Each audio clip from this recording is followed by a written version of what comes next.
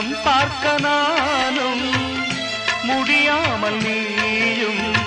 திரை போட்டு உன்னை மறைத்தாலே பாவம் ஒரு முறையேனும் திருமுகம் காணும் வரந்தர வேண்டும் எனக்கு அது